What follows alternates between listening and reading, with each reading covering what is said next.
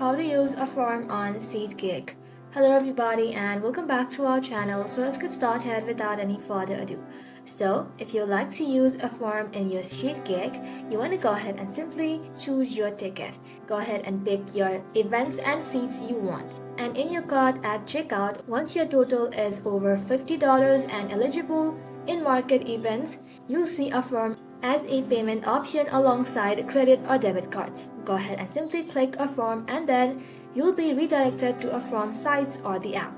And after you have done that, enter the basic information like your phone, email, name, and the last four of SSN for soft credit card check. And once it is approved, Affirm finalizes your loan and sends you back to Seatgeeks to complete the payment.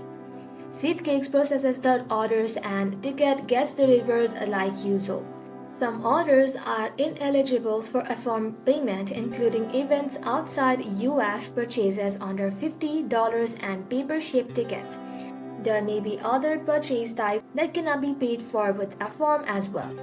But if your order is eligible for Affirm payment, you'll see an option to select Affirm as payment method at the checkout where you would normally select your credit card.